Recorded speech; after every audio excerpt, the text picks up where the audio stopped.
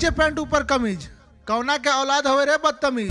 तोर औकात कैसे भइल हमार भाई के कॉपी छीने के? आपन औकात देख के बात करिए। साला तोर भाई के पढ़ाई का औकात नहीं तो हमार भाई के कॉपी छीनबे? तो तू का हमार करबे?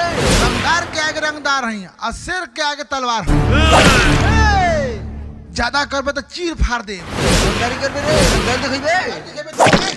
एक रात के हमारा औकात रे।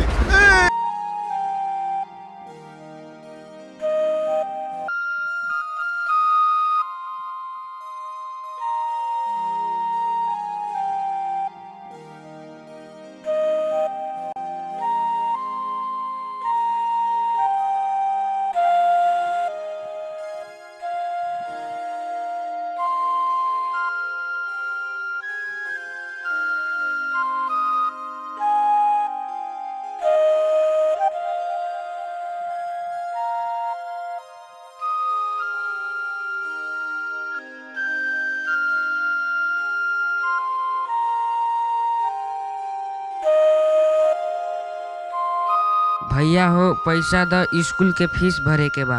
स्कूल के फीस भरे के बा? कितना चाहिए? 500 रुपया। अच्छा 500 रुपया? जी भैया। अच्छा देखा तनी हैला 500 रुपया। अब मन लगा के पढ़िए, ठीक ना? खुश रह, खूब मन लगा के पढ़िए, ठीक ना? ठीक बा, जा जा तनी दूसरा काम करे।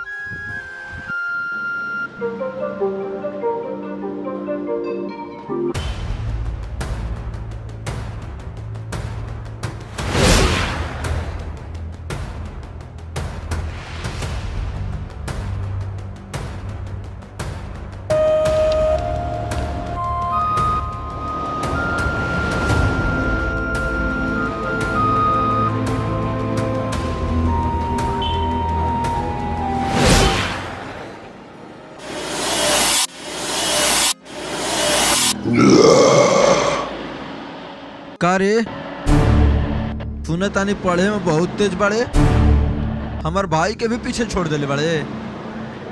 देखा भैया हमारा रास्ता छेकल छोड़ दे ना तो ठीक ना हो। का उखाड़ लेबे रे? का उखाड़ लेबे रास्ते से? हैं?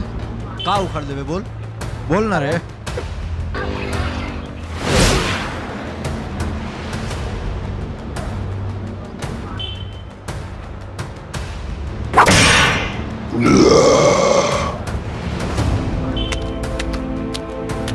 जो ग्राफिक आलो तो कह दिए।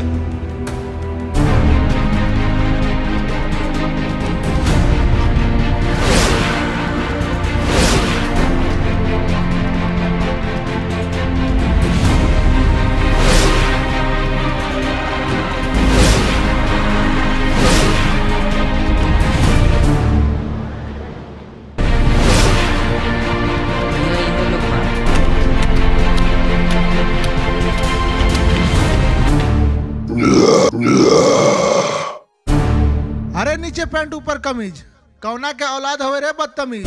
तोर औकात कैसे भइल हमार भाई के कॉपी छीने के? आपन औकात देख के बात करिए। साला तोर भाई के पढ़ाई का औकात नहीं तो हमार भाई के कॉपी छीनबे? तो तू का हमार करबे? रंगदार के आगे रंगदार हई और शेर के आगे तलवार हई। ज्यादा करबे तो चीर फाड़ दे। रंगदारी करबे रे, रंगदार दिखइबे। एक रात के हमारा औकात रे।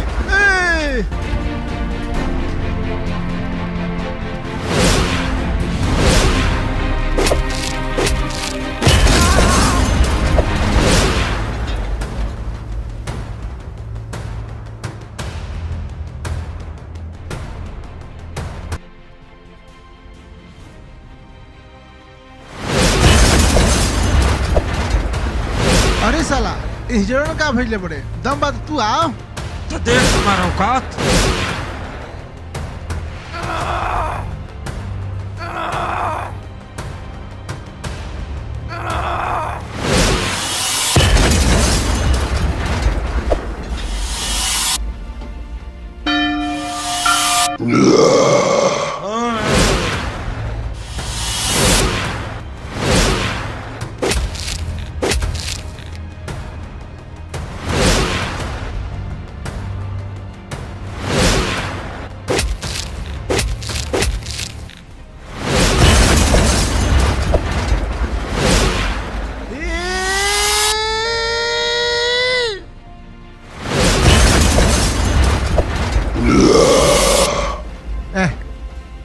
मर गए का रे?